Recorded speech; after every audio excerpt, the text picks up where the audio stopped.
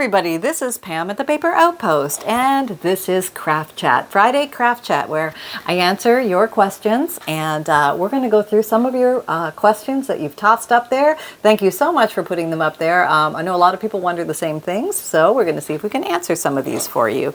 And I came across some interesting items while I was on the hunt for interesting items, some just fun things to pop into a junk journal, and they certainly bring back nostalgic memories of TV watching from growing up. So see if you remember any of these faces. If you know the names, feel free to put them down in the comments. But who remembers this couple? Do you remember they had a TV show? Look at these outfits. Don't you love these outfits? What a riot. I know. Love the bangs. You know, and him too. Both bangs. How about this guy? My mom had the biggest crush on this guy. That's right. If you know who this guy is, put his name down below. That's a recognizable face. Now, you might know these two guys, and they, I believe, also had a show, and this guy lives not too, I don't know what's up with this guy. I don't know if he's still with us or not, but this guy, at least last I know, he lived not too far from our hometown, so we used to see him periodically around town, and so that was kind of fun. This lovely lady, I couldn't pin her at the moment, and I had to peek on the back to see her name, but once I saw her name, I said, oh yes, that's who that is. So if you know who this lovely lady is, put it down below. And this lovely lady, she had a show. I'm gonna put you up here. Do you recognize that face? Put it up there. Does that make it easier? Yes. A very recognizable face, and maybe you grew up watching her show as well. She was a lot of fun. How about this guy? There's a mug nobody could forget. I bet everybody knows that face, right? So these were just a fun find, just something interesting. Nostalgia and interesting things don't necessarily have to go back to the 1800s, 1700s, 1600s. If you find interesting vintage ephemera, anything that tickles your fancy, brings back memories for you, odds are it's probably going to do the same for other people, and maybe that might be something you'd like to pick up. Maybe you'll come across it in a flea market or a thrift store. You just never know. Or Aunt Sally's little box in her attic. So have fun on your hunt. There is a lot of fun involved in the hunt. Okay, so let's jump into your questions here. All right, so what do we have here? We have MK says, Swanson's, was it a Swanson's TV dinner? Doesn't really matter the brand as long as, like you, it had the dessert. The chocolate brownie was my absolute fave. 2 peas in a pods we are. Or are we? Yes, absolutely, MK. I think it was a Swanson's dinner. I'm not sure, but boy, that rings a bell. And if you remember, I grew up in the time where they were tinfoil. It had the tinfoil tray with the tinfoil cover, and you put it in the oven. Now, you were probably supposed to preheat the oven, but I was always, starving when I came home from school. So I stuck it in the oven, cold, and I turned it on, and I'd sit there and I'd wait. And that 25, 35 minutes, whatever it was, seemed like 100 years, and I would peel the top up, and this is how I would know when it was done. It would be the finger test. Is it hot yet? Is it hot yet? And I'd check each section. Hot, hot, hot, not hot, not hot, cold, still cold in the middle, and then hot. Okay. That's how I grew up. Yep. That was my vitamin. So if any of you can relate, if you grew up on TV dinners, say a hi. Big hi to all of you. But yeah, you just never know what brings about memories for people, and what triggers thoughts and nostalgic recall. AJ Inspired Life asks, love these chats. Can you please share about your filming setup? You are able to zoom in and out well, and I'm curious about what all you use. Thanks for your continued inspiration.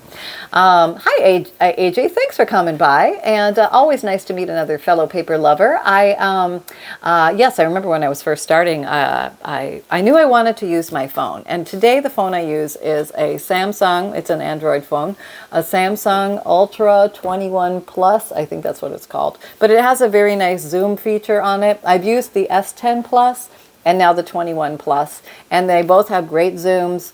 They have a pause button for your video as you're recording, which makes it so handy.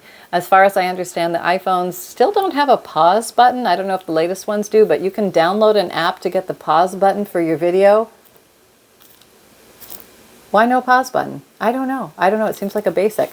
But That's really what I use. It's super easy. I just put it in what's called a desk arm, so it floats over my desk. I don't have to mount anything to the ceiling. It just tightens onto the side of my desk and holds my phone above. And it's not strong enough to hold a Nikon camera or something. It's just to hold a phone. And I used to use a wired mic, and now I use a wireless mic. So that's pretty much the way the game is run around here. It's a very simple setup. I can take this setup and use it anywhere. I pretty much always have my phone on me. I don't always have the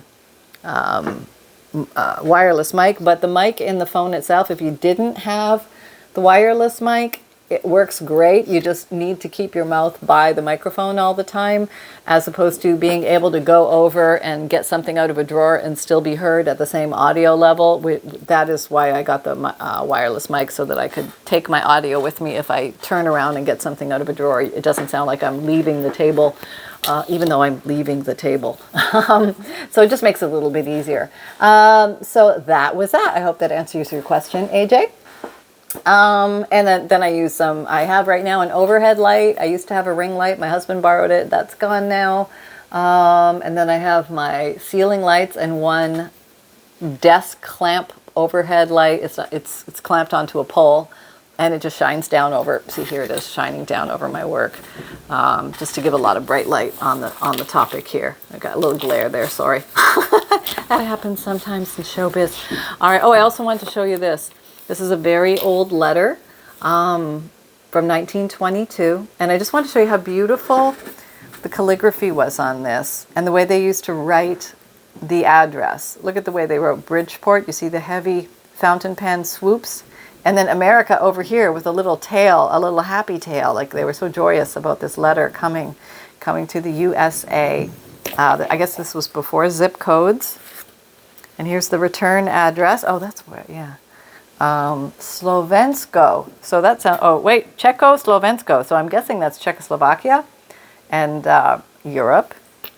When Czechoslovakia was one country together, that's before the Czech Republic and Slovenia separated, as far as I understand. And then the letter here is in a different language, but it was written in 1922. And I just think it's beautiful. The paper has a special feel. We don't feel this type of paper.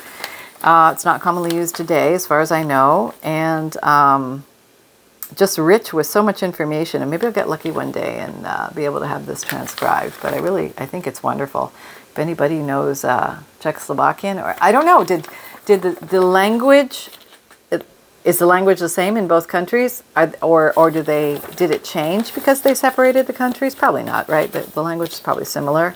I don't know. Maybe somebody can chime into that. Let's all learn a little bit today about Czechoslovakia, the old country, and the Czech Republic and Slovenia today. I hope that's the right way to say it, but I'm sure you're going to let me know either way. But we're all going to have a history lesson. Even the way they did the V. See that with the double lines? Look how fancy that is. That's pretty cool. Okay. So we have that, and let's go back to the questions. We have Carol Tansey asks, Pam, was that a Swanson TV dinner? I think so, Carol. I think it was. Oh, yes, I remember them. Never saw a postcard, though. Remember the picture of the dinner was on the box. Whatever happened to them? Did we eat them all? Haha. Carol from California. Carol, I think I personally ate them all. That's why there are none left, because we used to buy them like by the truckload, and they would just go into the freezer, and then Pam would survive on them throughout the week. And sometimes I would have more than one for dinner, because sometimes it just wasn't enough. You know what I mean? Like sometimes you want a little bit more, and it's not like you can just go back for a second helping of the dessert, because you have to completely cook another one. But that was only if I was super hungry. But I know it happened. That and what else do we have? Chef Boyardee ravioli. I grew up on that. And what else? Oh, probably Kraft macaroni and cheese. Yep, had a lot of that. And if you put tomatoes in that, it's really good. Susan Lee says, hello, Pam. I love your animal family. Could you say a little bit more about your birds and their compellingly beautiful vocalizations? Blessings. Thank you, Susan. That is so kind. I have an African gray named Holly, and I have two lovebirds, Happy and Leonardo, and they love to perform in concert, especially for you guys. If they know I'm doing a podcast or if they hear me doing a video, they love to chime in. Other times when you hear they're quiet, oh, I just said something and somebody tweeted over there. Don't know if it was picked up on audio, but I think it was a lovey. And Holly's about 16, and the loveys, I think, are about maybe 12, 13, something like that. And the lovebirds are the smallest of the parrot family. They also live a very long time. I think maybe 25 years, I would say. I'll have to look that up, but I always tell them it's like longer. And but they're doing great, and they're a lot of fun, and I know that they can get going sometimes. Strangely enough, I don't even hear it anymore. It's like mother's ear. You just become deaf to it after a while. So thank you for your kind words. Mousy Deb asked, "Good morning, Pam. I find myself haunted by that tree stencil." Oh, the tree stencil, Deb, the tree stencil. I want it badly, but do I actually need it? And will I use it a lot? I'm still debating. Me and the little square multi-design corner punches are at odds at the moment. Do I keep or toss them? The designs are lovely, but my strength is often not up to the task and end up with wonky, incomplete punched corners. I still call frozen meals TB dinners. The youngest ones at work say, "You ate what?" That's funny. Well, first of all, I can tell you, I have a bajillion stencils that I rarely use, but my tree stencil is my personal coveted stencil. It's more expensive than regular stencils. I think it was around $15 or $20 for that stencil. But for me personally, I get a lot of use out of that stencil. I like to create with nature themes and nature designs, and I can work a tree into just about anything. And it's a little bit bigger of a stencil, so I can cover a lot of geography, real estate with it very easily. So I can put it to a lot of uses. Now, I didn't know that before I bought the stencil. And it may or may not be the same way for you. Maybe it's going to be a flower stencil that you fall in love with, and that will be your special stencil. And maybe it'll be a quarter of the price. I don't know, Deb. I wish I knew the answer to these things, because then I wouldn't be the owner of 1,000 other stencils. But they're kind of like potato chips to me, and they don't really take up a lot of room because they're thin like a piece of paper. So I can kind of justify, what's a few more? And next thing you know, there you go. You got a big drawer full of stencils. But they're a lot of fun, and they're super useful. But I do use my tree stencil more than others. If you don't want to invest in the tree stencil, but just wonder if you're going to like working with a tree stencil, you can make your own tree stencil. Just take a piece of paper you can actually tear it up into like torn pieces, and then build a tree out of those, glue them together, and then start spritzing on use it as a stencil, and see if you like using it. And if you feel that this is something that you would really like to have, then maybe that could be something that you could ask for Christmas or a birthday or something like that. If somebody happens to ask, what do you really want for your birthday? You can say, well, there is this little tree stencil I've been oogling over. But there you go. Yep, I can say I've got a whole bunch of other stencils I rarely use, but this one I definitely use. And there's those like little golden treasure tools that you have that you just can't live without. My tree stencil is in that pile. Kayleen Rolfe says, if the thread is cotton only, you have more. Okay, she's referring to got a pillowcase and a box. Let's make a junk journal video. If the thread is cotton only, you have more of a chance of the thread breaking, but this will happen with old or new thread. Have you thought of transferring the thread from the metal bobbin onto the plastic one?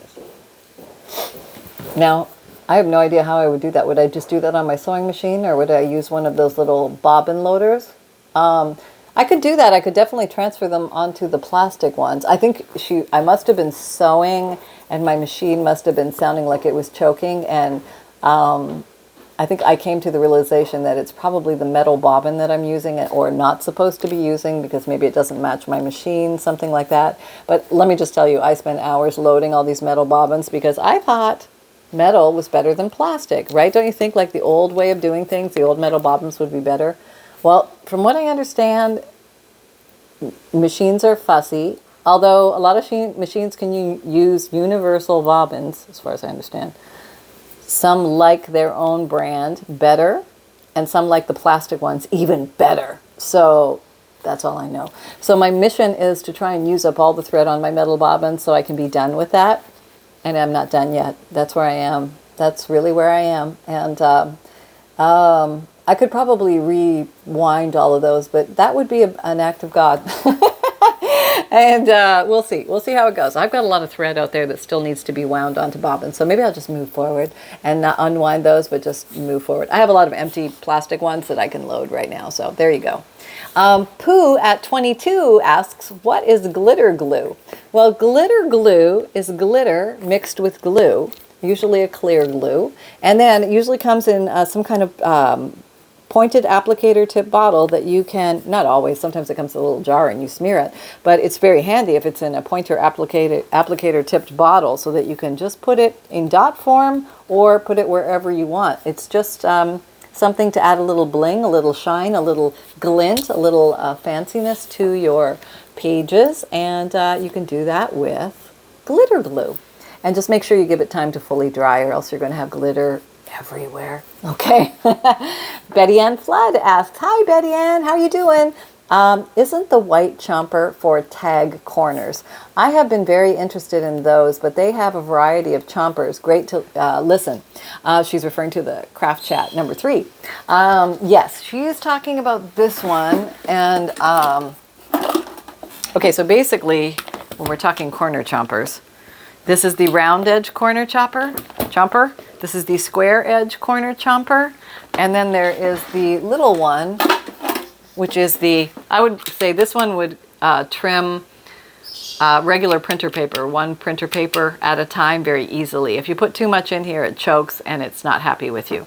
This one is actually designed to handle thicker things, multiple sheets at a time. So you can put 2, 3, 4, 5, 6, 7, 8 pages in here and stick your page in here and chomp this, and it'll easily grab that. If you're punching this one and it doesn't chomp, it probably needs more thickness. So add a few extra pages of something else if you've got a really thin page you're trying to chomp, and then chomp, and you'll find it's pretty easy, because these are designed to give you extra strength.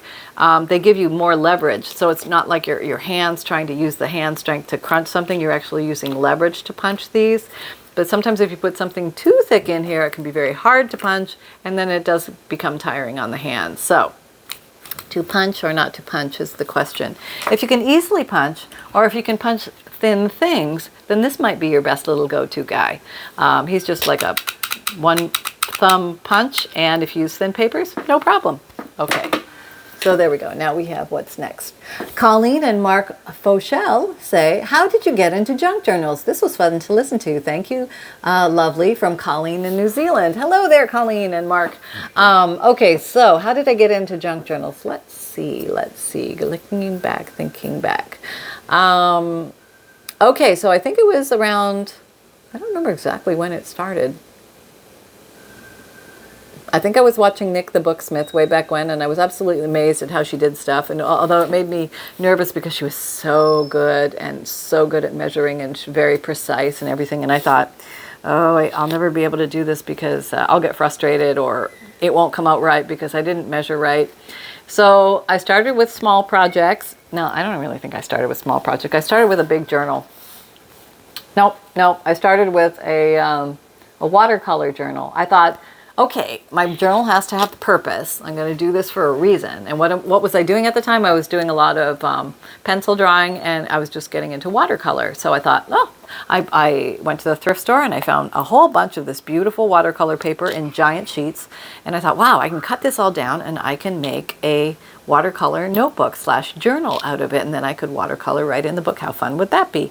So that's what I did. And so I took the basic idea of making the cover. I made my own cover. I didn't start with a book at that time. And made my own cover, learned how to do the spine, and then I made every mistake known to mankind. And basically it was a journey of learning what went wrong and how could I get through that the next time? So I kept looking for solutions, and was watching a lot of other people's videos, trying to learn little different tips and tactics and tricks to get past the stumbling parts, like how to get the signatures all lined up in the spine so it doesn't look like some signatures are higher or lower, or make sure that all the pages fit inside the border of the journal and things like that. And I have, broken all those rules since then. But I learned a lot along the way, and I tried to capture those ideas. And then when I started to realize I could use the Crocodile 2 Big Bite to punch the holes, which seems to be one of the most difficult things, but this lovely tool gave me the strength of 1,000 men so that I could punch those holes so much more easily. I mean, you can use an awl or a needle or those things, but you don't get a clean hole. You get kind of a hole that has a little fray on the back. And so I thought, why not use something that's designed to punch a hole? And so I've been very happy with that. And just started to make a lot of journals, and I just kept making more and more and more and trying different techniques, and lo and behold, here we are today. That's kind of how it happened. Donna Swisher. Okay, she asked, hi Donna. Hi Pam, I have a question/request because I can't find it again. Could you give me the recipe for clear gesso again? I made some quite a while ago, but I'm getting low and I need to make more. Your TV dinner postcard is a hoot. Why would anyone make a postcard of that image? Well, look at how nostalgic it was for so many of us. I mean, the common things of yesteryear can certainly trigger memories and get a whole conversation going sometimes. Tip for those who Mod Podge dried flowers or anything else: use clear gesso to knock back the shine from it, so that if you don't like the glossy look, just there you go. So let's see, clear gesso. There's a lot of ways you can make clear gesso, but basically the main components are going to be some white glue. Now we're talking clear gesso, some white glue, and you can use cornstarch or baby powder to give, that will tack it down. That will take away the gloss and the shine. It's like it'll add some chalk to it so that it's not as shiny. It'll flatten it up. And let me see if I can also find a recipe for you. I've also seen it made with something called powdered marble. I've never used that myself, but basically you take your starchy substance, cornstarch, baby powder, powdered marble, and you're going to mix it with a little bit of water and make a nice smooth paste. This will get rid of any clumps, and then you're going to add the white glue to that and go from there. And you can find different, like, is it 1/3, 1/3, 1/3? I mean, you're going to have to play with it a little bit. There's a lot of recipes out there. Just Google it or look for it on YouTube, and you'll see different ways people do it and the results. But basically, it's a matting effect. If you have a magazine picture and you want to paint it with some clear gesso, it's going to take away the shine, and it's going to tamp it down. So if you don't like the glossy look, that's a great way to achieve that matte finish. And next we have, just checking. Okay. Blessed always. Hello, Pam. Oh, by the way, I don't pre-read these. We're just going in cold, so we never know what we're going to get. Hang on to your horses. Hello, Pam. I hope I'm not too late to ask for a question on your Crafty Questions Friday. First question. When decorating a junk journal, where do you start? Do you start with the pockets or make the things to go in the pockets first? Do you stencil first? Where do you start? Help. And a second question. We've all seen Sunny. Do you have a picture of Angel? Oh, my little angel. Yeah, he was one of my Maltese from before the Sunny time. And yeah, I should put a picture of the other 4 on the community chat. I will do that. And for the community section in the YouTube, I'll put a picture of my 4. They all lived to ripe old ages, I think. Between 16 and 19 they lived. And they were around about 2 years, maybe a year and a half, 2 years before Sunny came. And they were all at one time. That was very interesting. Okay. I love your channel. Second question. Oh yeah. Okay. So we asked that. All right. So basically, what do you start? What do you start with when you're making a junk journal? Okay. You can do 1,000,001 things. But basically, I usually will make the base cover. So I have an idea of size. And then I will make my pages that go in. Then I put my, I sew my pages in as the signatures, and then I decorate once it's all assembled. I have done it where I actually start with the pages first, decorate the pages, and then put them in the journal. But because I like to put a lot of decoration on them, it was a little bit difficult to hold everything steady and in place because they were heavily decorated. So for me personally, it was easier to create the book and then decorate it. I generally leave the final touches, the fancy decorating of the cover, till the very end, because I usually muck up the cover with my inky fingers and I have to work that into the design. What else? So yeah, I don't want to have a beautifully designed, pristine cover at the beginning and then decorate my journal because I'll muck it up. So that's the order I do it. About the pockets and the little things that go into the pockets, I make about, as I'm going, I love to make new things for journals. So I do make things as I'm decorating a journal a lot, but then I have to remember I have a big box of pre-made stuff over there. So then I'll go over and I'll grab a pile of the pre-made things that I've made in previous videos and that, and then I will incorporate some of those into the current journal. So I bring back some of the old and I add some of the new, and I create the journal from that. If you don't have a stash of already pre-made things, then you'll just be creating new as you go. But sometimes, if you like journal making, you might sit down and mass make. And that's a lovely phrase that we love to use. And that just basically means we just make a whole ton of stuff that's similar because we know we're going to use it in the future. And it's nice to have the little stashes of grab and goes at the ready. So maybe one day you feel like sewing a lot and you're just going to pull out some things you're going to make pockets out of, and you're just going to sew around a whole bunch of like little rectangles or squares to give them pretty edging, and you've just got a pile of bases to work with. It's a great idea to make a whole hootenanny pile of bases so that you have something to work with. I got a little pile of bases right here, Pam. Where is it? Yeah, there they are. I think we made these on a video, but these are just they're on manila file folders. I don't know if that's not manila, but that's a file folder. And they're just bases. I just wrap them with book page. And so they're ready to go. I could use these as pockets or tucks or journal cards or belly bands, you know, all sorts of things. You can create something right out of nothing, just on your page. You can, a diagonal belly band, there you go. So if you have these bases already made, by mass making them, you're going to have a lot to play with. So those are kind of the fun things that you can do as you explore down the rabbit hole, down the path of making junk journals. You can start to the process of mass making. And that's when junk journaling will overtake your world, and your house will never look the same again, I promise. Okay, and let's see, what else have we got here? I think we're going to do a couple more. We've got Francie Montgomery, and what is she asking? She says, fun, fun, fun. She's referring to the beet juice, do-it-yourself pink dye, super easy technique, step-by-step tutorial fabric dye. Fun, fun, fun. I love that there is no cooking involved. I'm just not a fan of pink. I'm wondering if I could do the same thing with blueberry juice. You could try. I don't see why not. The question is, would the blueberry juice maintain its blue? I've never personally worked with blueberry juice, so I don't know, but I do have some blueberries in the fridge, so you never know. But I can tell you what will definitely give you a blue, and a blue that will stay, is red cabbage. And I finally found one. I've been looking for one forever. So I will do a quick video coming up soon on how to extract the blue from the red cabbage. I call it a purple cabbage, but it's, I guess, traditionally known as a red cabbage.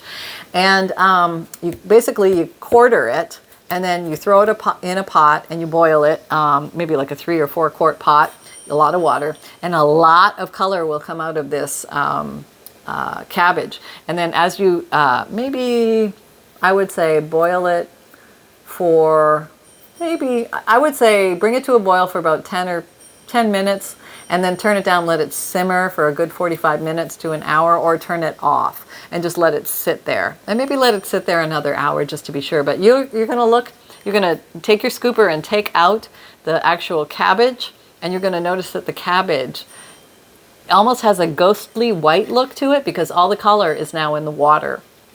And If you scoop out all the cabbage, or you put it through a strainer, but save the water because that's what you want, your blue-purple dye, that will beautifully color your pages or your fabric that color. Now, the one little caveat with working with the purple or the red cabbage is your house will smell like cabbage and your papers or your fabric will smell like cabbage for quite a while. And the best thing I can tell you is let them air dry fully and then put them in a box or something like that, and maybe put a little box of baking soda in there, or maybe some dryer sheets, and just forget about it for several months. Yeah, truth be told, it's going to take several months for that scent to dissipate. Now, if you make a journal just with cabbage dyed papers, you're probably going to smell the cabbage. But if you only use an occasional sheet here and there, you're probably not going to smell the cabbage. So there you go. You can also use blue food color. That's a pretty way to do it, and you don't have to do any cooking either. So there you go. Let's see, what else do we have? Marilyn McCormick from the Beet Juice Pink Dye video asks, why didn't you take the rubber gloves off to tie the string? There was no dye on it to stain your hands. Well, that would just make perfect logical sense, and I didn't think of it. I guess that's my grand answer out of that one. I was attempting to demonstrate how to tie dye. I'm going to talk about harkening back to old days, but taking fabric, rolling it up, and wrapping string around it as tight as possible, and trying to do that with rubber gloves must have looked like a monkey in the henhouse, because yeah, that was not an easy task. Yeah, taking the rubber gloves off at that point might have helped. Oh, okay, so I do have to share a little funny story before we wrap up here. The pink beet juice dye that I did, okay, so I went outside and I put them out on a cement plot that we have out there at like a patio area near our pool equipment, and to let it air dry overnight. And then I thought, the next morning came and I thought, I must go out there and get that in case it rains today, because I was trying to protect my freshly dyed materials from the rain. So I went out there, and what did I find? Well, I found that my sprinklers came on overnight and they completely washed the color out of my fabric. It was whiter than white, as if I had bleached it. Yeah, I know, right? So that sent me marching back down to the grocery store. I came home with another can of beets, did the exact same thing, and I found that when you don't actually talk through explaining how to do it, the whole process took only 5 minutes. It was very fast. And now I have put them, they're back out there drying again, and they're not where the sprinkler is. They're not even outside. They're spread out onto plastic inside the lanai. If it rains, they're going to be fine, and I'm just waiting for air drying to occur. So once those are dry, I'll bring them in and show them to you. You could probably stick them in your dryer too, but I didn't want to get that pink dye on the inside of the dryer drum. Just kind of leave that be, you know what I mean? Air drying will happen. It'll happen. I'm in no rush. It's okay.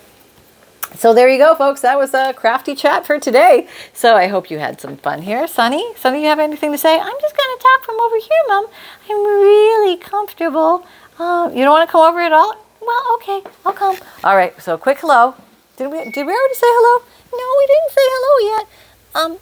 Okay, so okay, I know what I'm going to tell everybody. Hello, everybody, it's Sunny. I'm really happy to see everybody, and guess what? Something really embarrassing happened.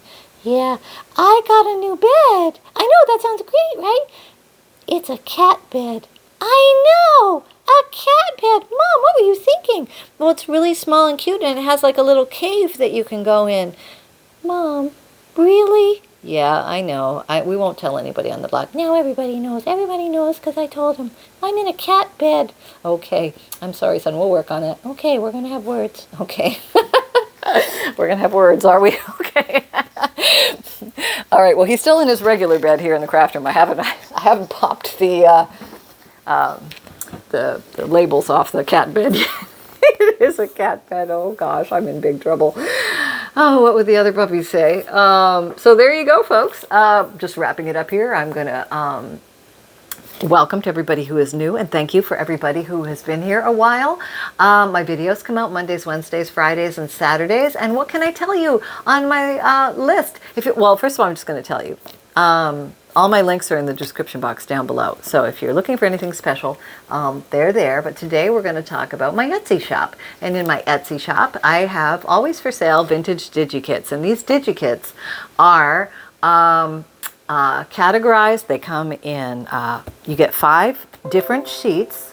And then you're going to have all sorts of different images on them. And those are, I try to design them so they're easy to cut out. There's not a lot of fussy cutting generally needed for these. And they're nice, intense colors. They're beautiful, they're rich, and they fall into categories like birds or Victorian hats or flowers or tea time or sewing or baking or cooking or, celestial, just dragonflies, butterflies, fairies, you name it, all sorts of categories. A lot of fun things to make. And also, I started a new line of signature pages. And signature pages are pages that are designed to be basically written on or used to journal on. So these are just some examples of them. Basically, they're softer, lighter pages. And so they're designed so that somebody can come along and actually journal on them. So they would be your main pages in your junk journal. And you can print them on both sides so that you have something on either side, or you can leave one side blank, but it's totally up to you. But there are 5 unique pictures in each set, and they're called signature pages. And they are actual Digikits, but they're of a different style. And I think there's about 4 or 5 of those now, and I'll probably add one of those a month as we go through, because they're a lot of fun to make, and I found them very useful, and just another thing to play with here. So we have some more, whatever your heart's desire, we're going to learn to play with it. There you go. And what else can I tell you? In my Etsy shop, you're going to occasionally find FUNDLEs, which are collections of old paper, old ledger, receipts, checks, postcards, hand-dyed papers, very interesting, old book pages, vintage, and unique little items. They're collections of about 100 different pieces, usually a little more than that, but about 100 different pieces, and they're fabulous for playing with in your junk journals. You can use them as wholes, or you can break them up. You can use them for collage. They're lots of fun, and they're all different. I draw from plays and poems and Shakespeare and the classic books, and all sorts of interesting things. I have a foreign language section. I have a science section. I have a nature section. What else is in there? Oh, there's like a myriad of things, and it's always a little bit different, and I'm always trying to create newness to it, so add intrigue and new fun things, and you never know what I come across, and if I find cool things, they're going to be in the FUNDLEs, so there you go. And those are shipped free priority shipping in the USA. And unfortunately, I don't ship those internationally, but if I ever do ship internationally, I promise I will let everybody know, because I know that's a big desire out there. But right now, anything hard copy mailed will only be in the USA. And what else is there? Oh, the print and mail Digikits. That's right. If you do not have a printer and you think that all the other people are having fun with Digikits and it's not you, it's okay, because I got your back. Because I have... I'm trying to find a Digikit. You think I could find one? Okay, here's a Digikit. The Digikits themselves, see, they're more intense color than the signature pages, but these are designed to be cut out more easily, and you can use these. They're the nice, I print these out on, if you're going to do the print and mail service, I print these out on nice, lightweight 110-pound cardstock, so that all you need to do is cut it out, and it's already the perfect thickness for a pocket or a tuck or a journal card or a belly band, something like that. But the signature pages, if you purchase the print and mail and you want me to print out the signature pages, I will print those out on regular printer paper, 20-pound printer paper, and I will print both sides for you, so you can pop it right into your junk journal. So that's those. And I think that's everything that's in there. Oh yes, if you're interested in the print and mail option, I only need 2 things from you. One is purchase the print and mail option, and you don't need to purchase the individual Digikits. The print and mail is a one-fee service, one time, and it provides you with 50 printed pages. That'll give you 10 Digikits, and all I need from you is the name of the 10 Digikits that you would like. And you can email that list to me at Pam@the_Paper_Outpost, or message me in Etsy message and just send me your list of 10 names. I only need the first 2 or 3 words. And then those also get free priority mail shipping, and those are shipped out to you right away. So there you go. I think that wraps up everything. And most of all, remember that fun can be simple, and create with reckless abandon. Everybody have some fun, and I'll be answering more of your questions next Friday. Hoping all is well with you, and fellow paper lovers unite. Keep crafting, craft on, have fun. See you next time. Bye-bye.